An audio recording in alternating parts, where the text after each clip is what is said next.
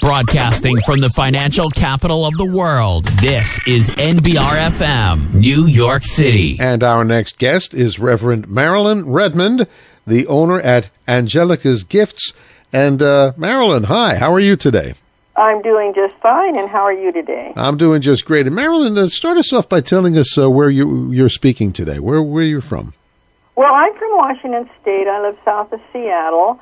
We're having a snow freezing weather out here, and it's continuing, but it's usually a very pleasant, moderate place to be in. I'm south of Seattle in a town called Edgewood. It's been a very strange winter. The Midwest was hit with some of the most incredibly cold temperatures I've ever seen in my life about a week ago, and the Northeast, where we are in New York, had almost a spring-like day yesterday. So I don't know what's happened to the weather pattern, but I think it's out to lunch.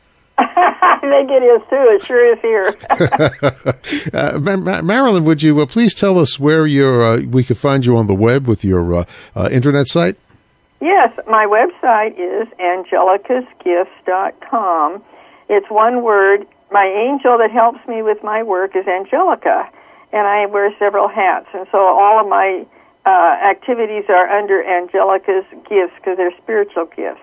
So it's ANGELICASGIFTS.com. And if you Google me, it will come up on that too. But Angelica's Gifts is my website. Angelica, fill us in so we have a better understanding about what you do. What are some of the services that you provide, things that you help people with? Well, I am a spiritual counselor and do therapeutic hypnosis, finding the root cause of people's difficulties. I'm into holistic health and healing, complementary medicine. I do regression therapy so you can find the root cause and the core of your issues, and we can resolve them from where it started so you don't have to have symptoms and medicate the symptoms. I help people find their empowerment and self-esteem and help them in their relationship problems. Also, I was in domestic violence as a child and grew up in that and married what I was used to. And I have found the solution in how to heal domestic violence, and I know the answer of how that comes about and what to do about it. I also have healed 9 addictions, and I help people in family counseling because addictions involve the whole family. So I'm willing to help individuals or families come back together. I do past life regression because oftentimes what's going on in our life currently comes from a past life. And when you heal that, it resolves in this life. So it's very important to do that. And I talk to those passed over because I am a medium, and I channel from the other side. And so we can talk to people that have, if you have loved ones that you want to communicate with, or someone has friends or relatives on the other side, we can check in with them, and you can have those. Sometimes it's a chance to make amends or forgiveness or whatever loving statements you want to help to resolve issues from the past. And through my inspirational speaking and teaching, I have written I have 10 books on Amazon.com, which also supports everything I do. Being a retired teacher, I know about educational issues. I just recently wrote an article about how we can improve education, what the real problem is. It's not money. It's the philosophy is being taught in the schools nowadays instead of what is originally intended to be taught.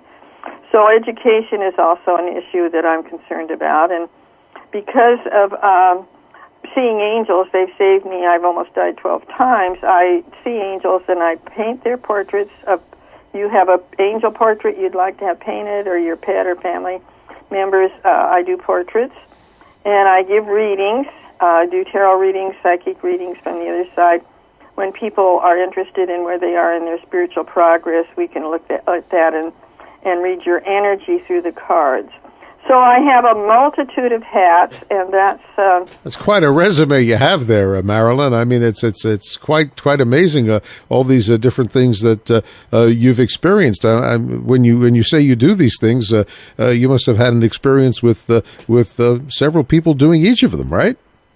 Well, I've had an exciting, I guess you'd say, terrifying life in some ways.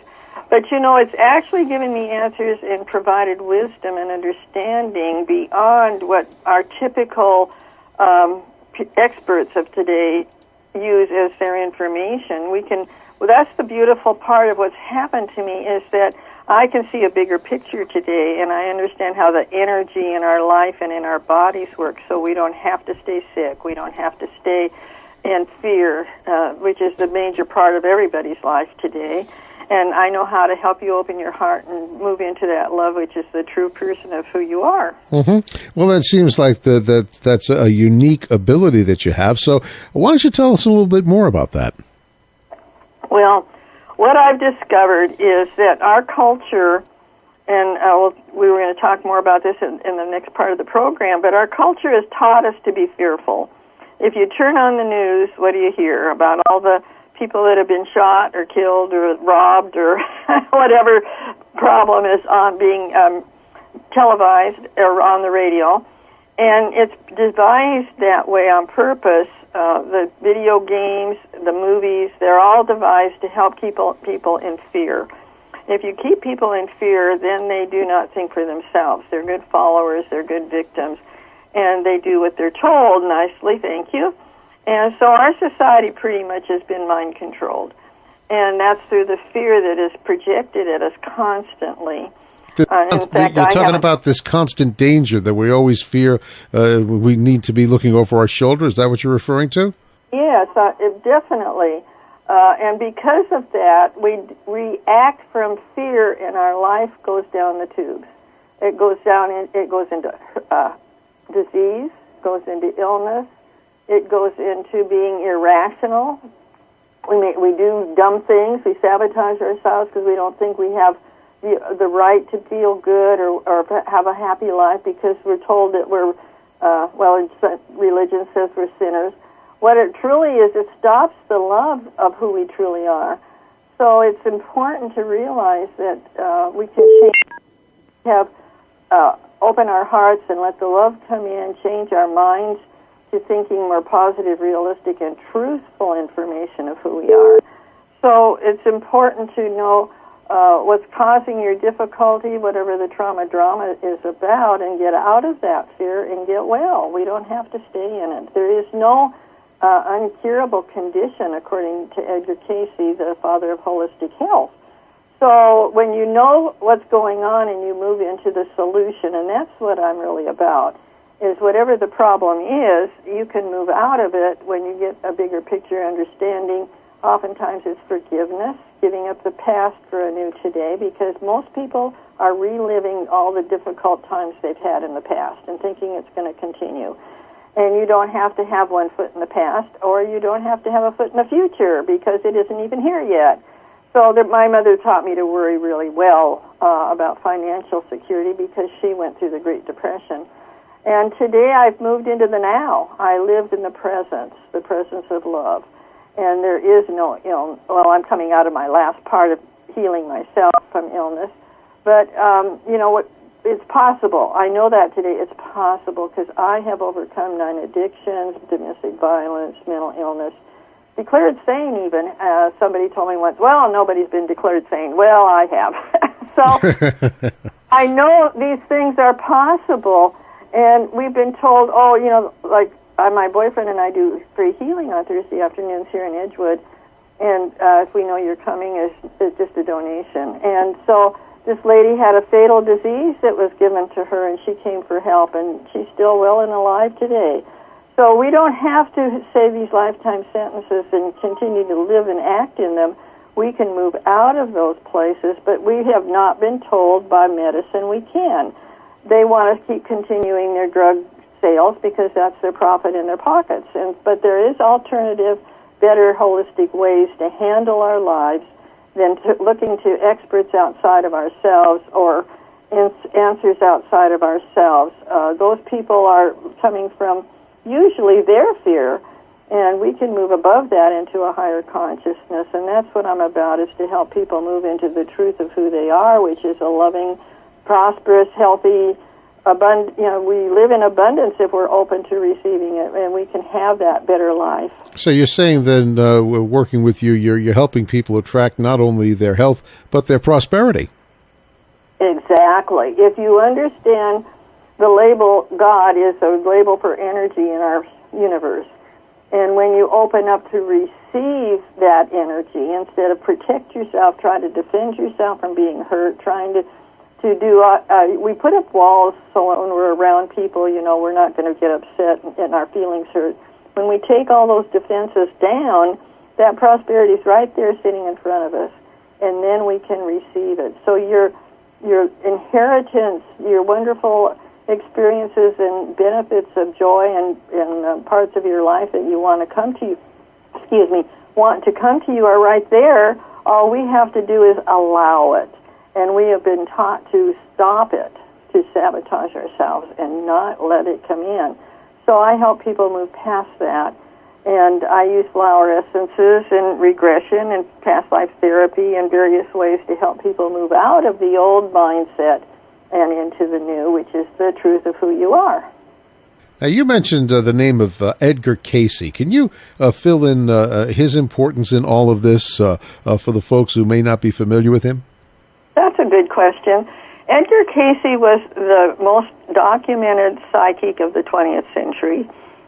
He had about 12,000 readings recorded that you can have access to on the internet or a DVD. And people went to him for medical answers when medicine said, well, you're going to die, people would go because of relationship problems or, that kind of thing, medical answers they needed when they couldn't get them from the sources that were really supposedly legitimate. And he would give them the answers in trance.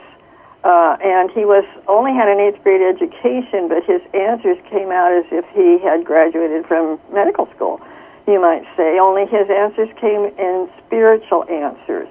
And so what I know today is that what his work that he was doing is basically I'm carrying on in my work, that you can get answers beyond what we're currently being told that are actually the solutions, but they've been held back from us because they don't make money. And so it's not a matter of, he also was the first psychic to really open the door to understanding spirituality. And his many, many books that are available. I'm a lifetime member of the ARE, Association for Research and Enlightenment, which is the organization he started. And he brought in a lot of spiritual information besides medical information to help people understand the energy of the universe rather than keeping it confined to religion. And Edgar Cayce, by the way, if you're looking him up on the web, Edgar is easy to spell, but Cayce is Cayce, and you could delve into a little more of his work. But, we're going to go on a break here, Marilyn, and let's do this. Before we go to the break, I want to give you a chance to think about this. There are skeptics everywhere about everything.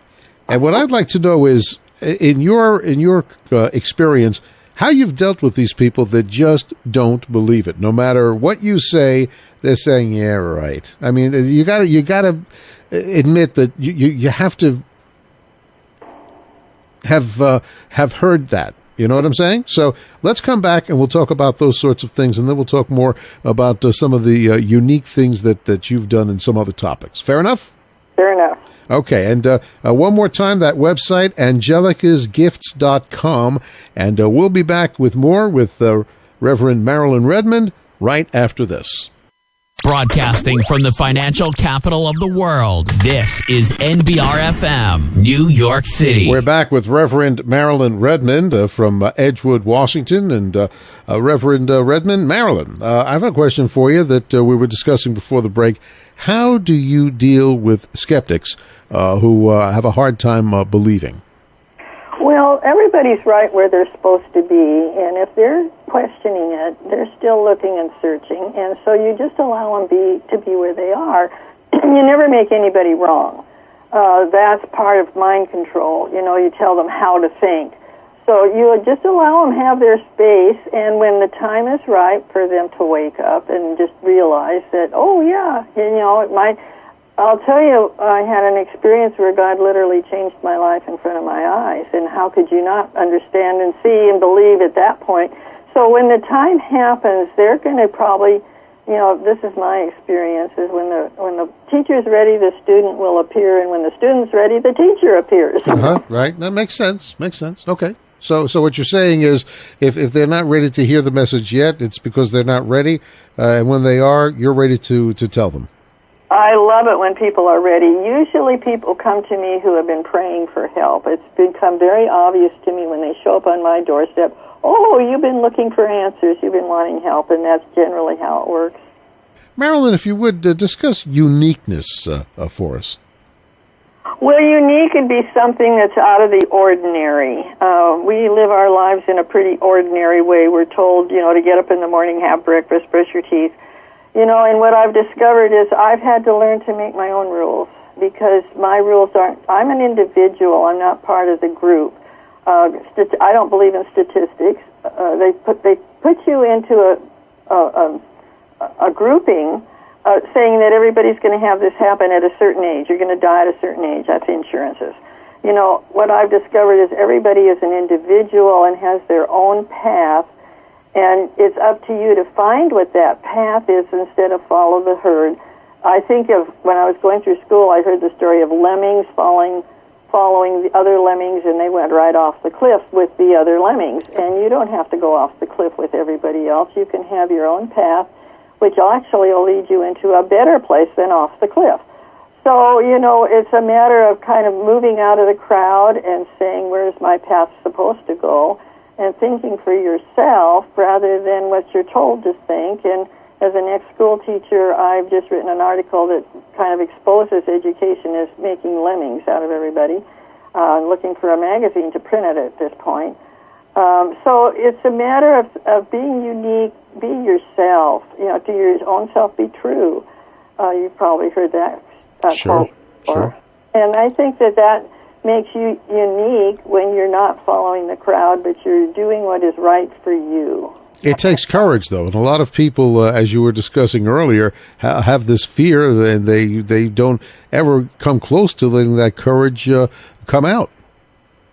Courage is really just taking the first step forward and letting God figure out the results. It's not necessarily courage. I don't see myself as courageous, but many people do. I've come out of all these different illnesses and domestic violence and whatever, and I just did what was the next right indicated thing. And you could call it courage, but if it's the next right thing to do, it's going to move you forward out of the past of what was going on and into a new horizon, a new future that actually will produce better results. So just take the next step forward.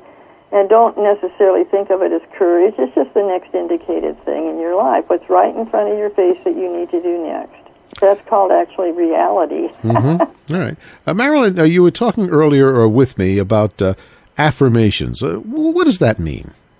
Well, we have in our brain, in our thinking, our brain, our ego, where we've been conditioned through school, through medicine, through religion, through all kinds of parts of our lives, the news, the books that we read. We've been conditioned to be in fear, which is not our birthright. We were created in the image of love. And so when we want to return back to who we are, there's a book called Return to Love. That's what we're really doing when we affirm the love within our lives. We affirm the truth of who we are. I give my clients affirmations to use on a daily basis, along with flower essences and some other tools that we use, to get our thinking back to reality. We have not been living in reality. If you're living in the past harms or from the fear of the past, you're not in reality. You're actually got one step out of reality. And so you're not having life come together in a prosperous, abundant way, which is our birthright. So as we affirm, in my book, Paradigm Busters Reveal the Real You, the book is full of affirmations. And my other books actually support all of this, changing into affirming your self-love. Such you would tell yourself, I approve of all my actions. I am confident in my ability. I give myself pleasure without guilt. I love my body and see only its good qualities. I give myself what I want and feel I deserve. I let myself win. I develop my creative drives. I have authority over myself. I forgive myself, I let affection in. Those kinds of things are not what we normally tell ourselves on a daily basis. So when you start telling yourself, one of my current ones is, which I love, I accept the perfect love of God. I am dearly loved.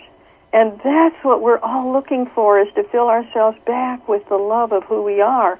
And when I help people to open up their hearts and help accept that love back into their lives and the truth of who they are, so you can live in the moment. Right now is reality.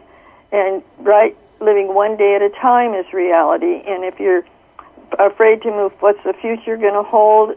Well, if you walk into God's arms, God's hands, like in the old Allstate insurance commercials, they had the hands come up to the cliff and the person was walking into the hands of Allstate. Well, picture yourself walking into the hands of love, and you're going to be safe, and there's nothing to worry about. Just enjoy today. That's what we're here for. And all those other interesting old ideas they fade away in the light of the truth. We've been living in the dark, and we go out of the dark into the light. In fact, this planet is actually moving into Technicolor. We're moving out of the ego's messages into the love and light of the truth.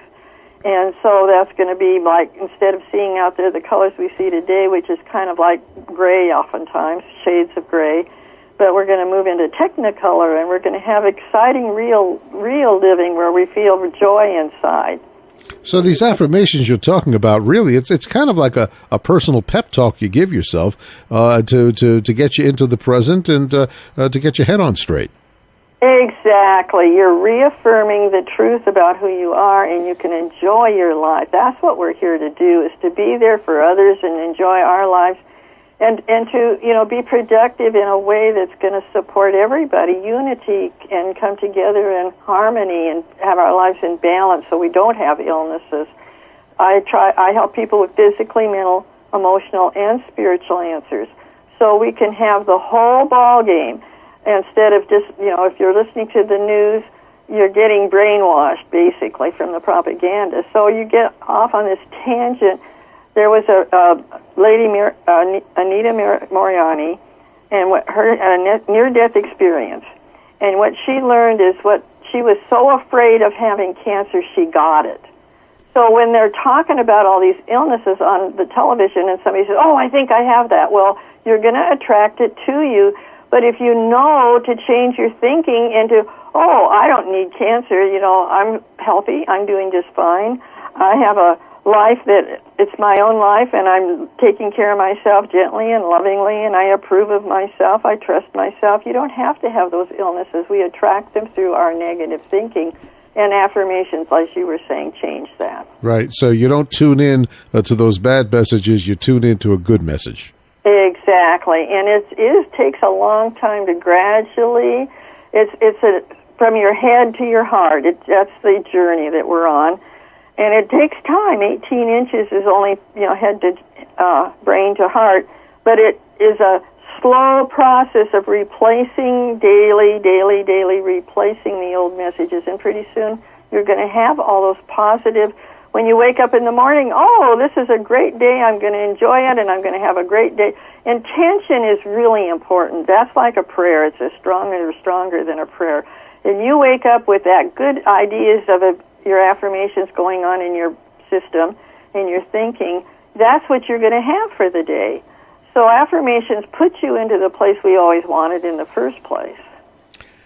Reverend Marilyn Redmond is in Edgewood, Washington, and Marilyn, was fine talking with you today. Thank you so much. Before we wrap up, I would like to give you one more chance to tell folks how they could find you on the web, telephone, email, whatever you feel is appropriate. Well, I mentioned my website, Angelica's Gifts. My books, my 10 books, are at Amazon.com. I have a blog, MarilynRedmondBooks.blogspot.com. And I have 163 videos on YouTube. And you can always Google me on Google and come up with, I also do a lot of writing. I have columns, all kinds of activities that I'm involved with. So Google picks up on a lot of those. So you can call me if you want at 253-845-4907. Or if you want to email me, it's Marilyn, MARILYN at angelicusgifts.com, and that email is also on my website, angelicusgifts.com. So there's lots of ways to reach me. Thank you very much, Reverend Marilyn Redmond. Thank you for your time. Look forward to speaking to you again sometime. Well, I'm looking forward to our next talk. Thank you so much, Sal. Okay, have a great day. And we'll have more right after this.